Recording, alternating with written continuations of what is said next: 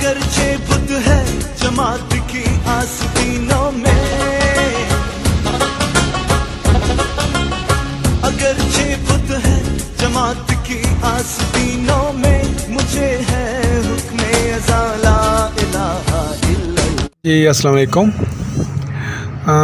दोस्तों, आजकल मुझसे एक सवाल पूछा जा रहा है कि ये नज़रिया इल्हाद जो है ये है क्या, या एथीज़म जो है ये किसे कहते हैं। तो दोस्तों, सबसे पहले एक चीज़ याद रखें कि दुनिया में बुनियादी तौर पे इंसानों के दो गिरोह हैं।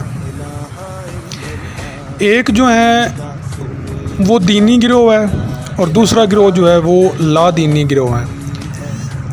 मतलब एक तबका जो है वो मजहबी तबका है और दूसरा तबका जो है उसको लादीन तबका या फिर मुलिद कहते हैं। मुलिद जो है ना, ये लफ्ज़ मवाहिद का उल्ट है। अरबी ज़बान में इसको दरिया भी कहा जाता है और इंग्लिश में इसको एथीस्ट कहते हैं। दोस्तों, नज़रिया इल्हाद जो है, इल्हाद वो नज़रिया जिसको मुल्हिदीन फॉलो करते हैं। नज़रिया इल्हाद के मुताबिक ये कायनात जो है इसका कोई खालिक नहीं है, किसी ने इसको तख्लीक नहीं किया, ये अपने आप बनी है और अपने आप ही चल रही है। तो जब इसका कोई खालिक नहीं है, इसको किसी ने बनाया ही नहीं है, तो फिर किसी मज़हब की क्या ज़रूरत। लेकिन दूसरी तरफ जो मजहबी तबका है वो ये कहते हैं कि इस कायनात को किसी ने खल्क किया है, किसी ने इसको बनाया है, इसका कोई ना कोई खालिक है। अब ज़ाहिर है, अगर कायनात को किसी ने बनाया है, किसी ने इसको खल्क किया है, तो उसने बिना किसी मकसद के तो नहीं ना इसको खल्क किया। जब भी कोई चीज़ बनती है तो उसका बनाने वाला जो होता है वो किसी मकसद के तहत उसको बनाता है। और जो भी चीज़ बनाई जाती है उससे एक आउटकम का एक टारगेट होता है, जो हमने उससे एक आउटकम हासिल करना है। इसी तरह कायनात बनाई गई, कायनात का भी ज़ाहिर है कोई ना कोई आउटकम होगा।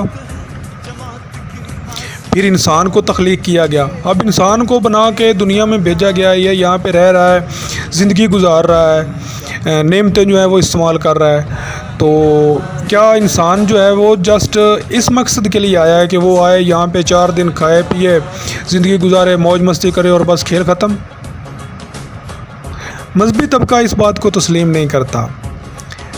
वो ये कहते हैं कि नहीं, ऐसा नहीं है कि इंसान जो है वो पैदा हुआ है बस ठीक है, वो 4 दिन खाए पिएगा और बस ख़त्म। वो ये कहते हैं कि नहीं, ऐसा नहीं है। इंसान जो है वो जितना टाइम इस दुनिया पे गुजारेगा, आगे चल के जिसने इंसान को तख्लीक करके यहाँ पे भेजा है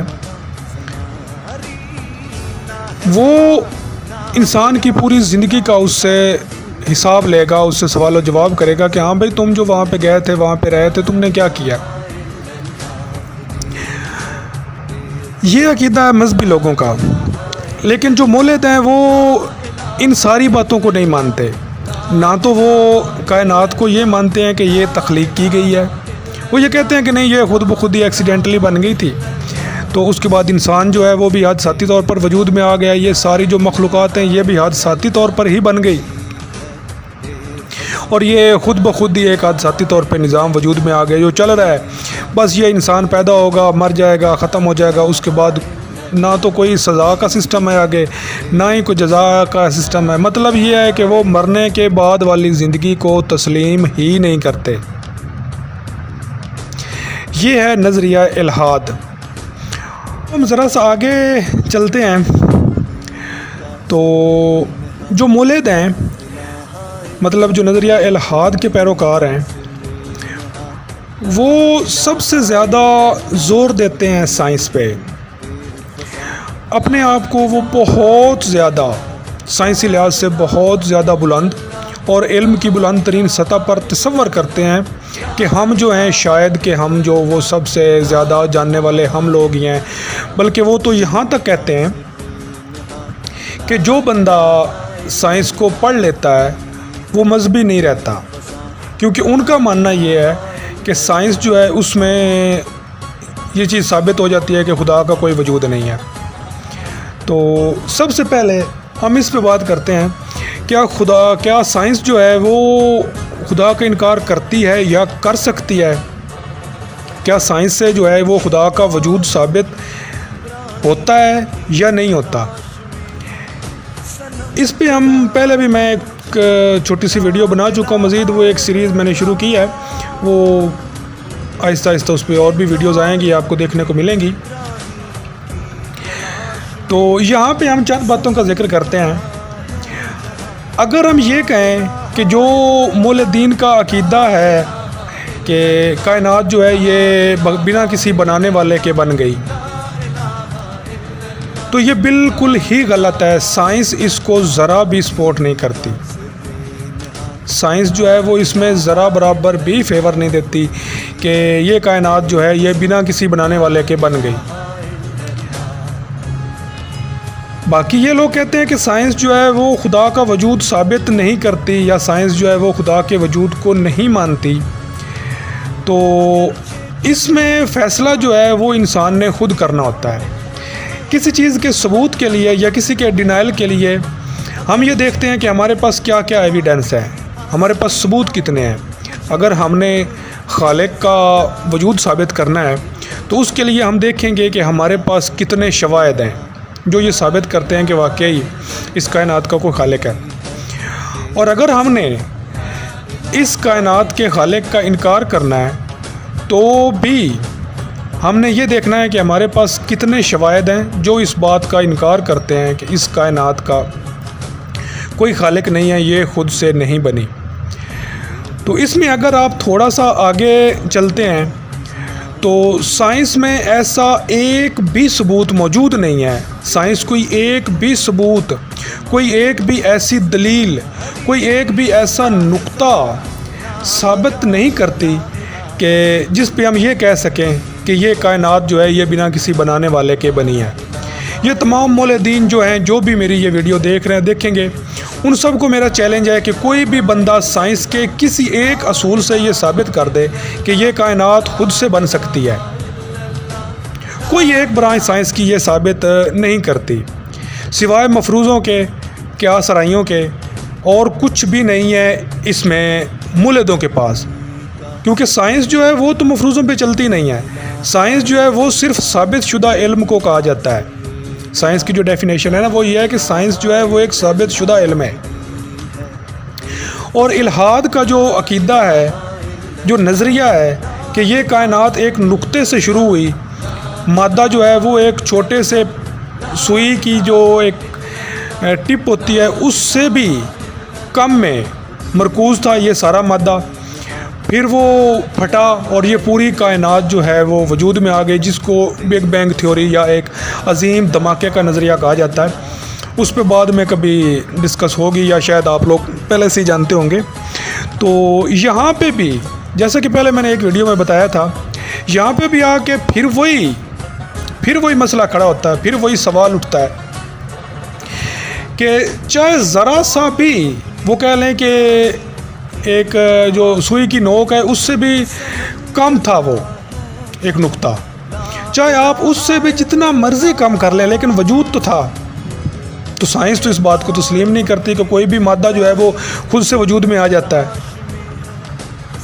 क्योंकि साइंस के मुताबिक तो जो मादा है उसको ना तो पैदा किया जा सकता है और ना ही फना किया जा सकता है। उसकी मिकदार हमेशा जो है वो मुस्तकिल रहती है, कांस्टेंट रहती है, जिसको कानून बकाया मादा कहते हैं केमिस्ट्री की ज़बान में। फिर वो धमाका हुआ, धमाके के पीछे एनर्जी थी, एक पावर थी। फिज़िक्स के मुताबिक उसका एक काज था। हर एक्शन के पीछे एक काज होता है जिसको rule of cause and effect कहा जाता है, वो मैं पिछली वीडियो में बयान कर चुका हूँ। तो वो काज क्या था? एनर्जी किसने फराम की? क्योंकि एनर्जी के बगैर तो फिज़िक्स में कोई भी अमल जो है वो होना पॉसिबल ही नहीं है कि कोई अमल जो हो जाए विदाउट एनर्जी। एनर्जी जो है वो होगी तब ही कोई ना कोई एक्शन होगा, अदरवाइज़ जो चीज़ जहाँ पे है वो स्टिल वहीं पे रहेगी। अब ज़ाहिर है एक मादा जो है वो छोटे से छोटे नुक्ते में मरकूज़ सही, लेकिन मरकूज़ था, उसमें एक एक्शन हुआ, एनर्जी उसमें पैदा हुई जिससे वो ब्लास्ट हुआ, फिर तारे सैयारे सारा कुछ वजूद में आ गया और उनमें इतनी हरकत पैदा हो गई कि अब भी वो एक यकसा वेलोसिटी के साथ सारे तारे और सैयारे जो हैं वो एक हरकत में लगे हुए हैं। इतनी ज़्यादा एनर्जी वो कहाँ से आई, वो किसने प्रोवाइड की? इसी तरह अगर हम बायोलॉजी पे जाते हैं तो बायोलॉजी का जो एथेंटिक रूल है जिसको बायोजेनेसिस थ्योरी कहते हैं, उसके मुताबिक कोई भी जानदार जो है वो तो खुद से बन ही नहीं सकता, फिर तमाम जानदार इतने खुद से कैसे वजूद में आ गए? फिर अगर हम कायनात को देखते हैं तो कायनात जो है ये एक मुकम्मल डिज़ाइन है। कायनात में मौजूद हर चीज़, बाकी जो कायनात ट्रिलियंस ऑफ गैलेक्सीज में फैली हुई है उस पे तो बात हम ना करें क्योंकि वो तो बहुत लंबी बहस चली जाएगी। हम सिर्फ ज़मीनी मखलूक़ात पे बात कर लें, सिर्फ इंसान पे ही बात कर लें तो इंसान की जो एनाटॉमी है वो वेल डिज़ाइंड है। हर ऑर्गन जो है वो अपनी मखसूस जगह पे अपना मखसूस काम कर रहा है। तो ये कैसे हो सकता है बाई चांस के ये सारा कुछ खुद से बन गया?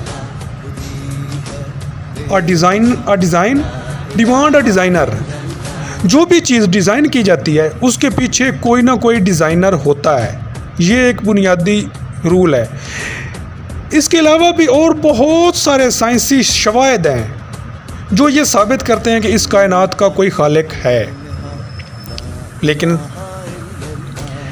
कोई एक ऐसा साइंसी सबूत हमारे पास नहीं है जो इस बात को, इस क्लेम को साबित करे कि इस कायनात का कोई खालिक नहीं है। दोस्तों, मज़ीद इस तरह की वीडियोज़ को देखने के लिए हमारे चैनल को लाजमी तौर पे लाइक करें, सब्सक्राइब करें और चैनल को शेयर करें ताकि हमारा पैगाम जो है वो ज़्यादा से ज़्यादा लोगों तक पहुंच सके। अगर ये बुत है जमात की आस्तीनों में, अगर ये बुत है जमात की आस्तीनों में, मुझे है हुक्म अज़ा